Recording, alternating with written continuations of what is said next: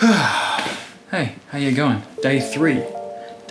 I'm well. I hope you're well. No matter what time you're watching this, I hope it finds you in good spirits and in good health. If you're watching this though, I'm guessing it's because you want to know how to make a face mask.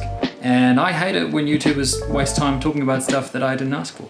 So let's just start with that. But I will premise it by saying one issue with the face masks is that often people get really confident with them and decide that they can just go do a bunch of things because they're fully protected. Not true.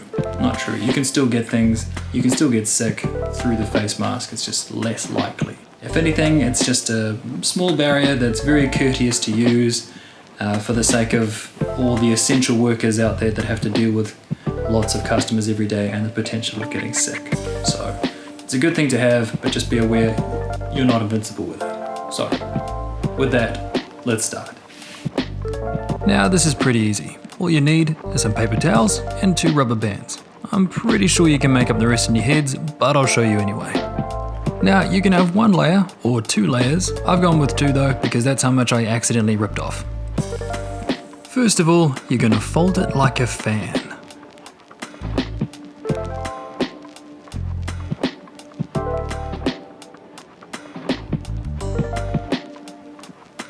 Now take the end of the tissues, squeeze it together, and with the rubber band, wrap it around and thread it through itself. Nice and tight. This is 1 ear loop. Just like that. Now, do the same on the other side.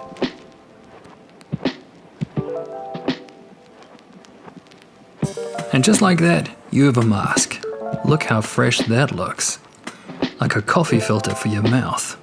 If that doesn't say swag, I don't know what does. Supersize, hurry up, I'm starving. Gnarly, radical, on the block, I'm magical. See me at your college campus, baggy bag, girls. Call me if you need a fix, call me if you need a boost. See them,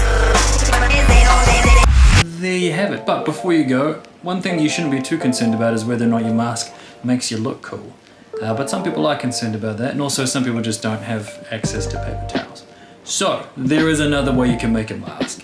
Using men's undies. So, if you have a pair of men's undies, you can use these cool Calvin Klein ones that I got from a rip-off store in Thailand.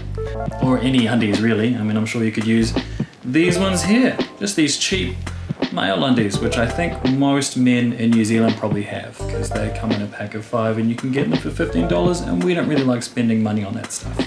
But anyway, boom, get yourself some undies. Put your head through the undies, as if your head is a leg. Boom. It looks stylish already, I know. But there's another step. Pull the band back, twist, and pull over your head. Now I don't have a mirror, so I'm assuming that this looks hella fresh. Boom. This way everyone knows that you are health conscious and stylish, which was not anything I was ever worried about, but some of you are. The downside of this is that it's uncomfortable, it strangles you, you're wearing undies on your head, and if you stand against a wall that's the same colour, you look like a letterbox. So I probably don't recommend it. But some people need that kind of thing. But some people don't have tissues, so that is an option. Once again, undies have no filter in them, so they're not actually blocking out the bacteria, but they do stop you from dribbling and spitting and putting things in your mouth. So they are better than nothing, but also the ultimate thing that's better than all of them is just staying home and not going out. If you can, when you can.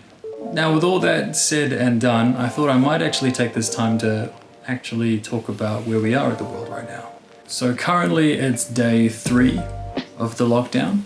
All of New Zealand has been put on level 4 alert. On a scale of only 4. So that's the highest it goes, which basically means the country is locked down. No group gatherings of any sort. Everyone must stay at home unless they're leaving to get essential things or just going out briefly for fresh air and a little bit of exercise. But no matter what, through all of that, everyone has to remain 2 meters from each other, at least. Some supermarkets are making people stay 5 meters from each other, and that's even better, because we know now that the virus is incredibly infectious. As of this morning, we have 338 confirmed cases, and that's including 76 from just the last 24 hours. And the reason that's significant is because we're realizing now the number of cases in every country has grown exponentially. But also important to look at is the fact that we also have in New Zealand 34 recovered cases. So 34 people have gotten better from this, and 10 of those have been counted in the last 24 hours. Here in New Zealand, we also have a map that's available online, and I'll link that in the description below, where you can go and have a look at how many cases are where in the country. And it also tells you the gender and age and the kind of path of that person and where they might have got it from, so that you can cross-reference. I'm incredibly impressed with the database and the amount of information and transparency in New Zealand that's happening with this pandemic at the moment. And I hope I continue to be as this inevitably develops. From what I also understand, there's also a lag whenever you're tracking a virus. So the numbers that we have now, since it's quite early days, very early days, are probably a lot higher than that. So projections for how many people this virus could / most likely will infect are in the thousands. Using data from overseas and what we've seen there, our number of 300 something is most likely going to grow exponentially from now into the thousands. And that's quite a scary thing. But also the fact that the government even shared that information, for some reason for me makes it a lot less scary, because it shows transparency and it also shows that they're onto it. For myself though, I've decided to limit how much news and where the news is coming from. And that's because I don't think it's healthy for us in any capacity, let alone one of isolation, to constantly be reading about the horrors and terrors and potential threats to our lives all the time. I think right now what's important is just to focus on facts, without feeling even, without opinion, and to deal with things that you can change. Because right now the best thing we can do is stay home. And so if that is the best thing you can do for the world, then one of the things you can do for yourself is make sure that your home becomes a sanctuary. Make sure that you are looking after yourself within that home so that when you get out, we can be useful straight away. We can be helpful, we can contribute to the society. And we can't do that if we're broken. So one really good way to look after the world is actually to look after yourself, mentally and physically and spiritually.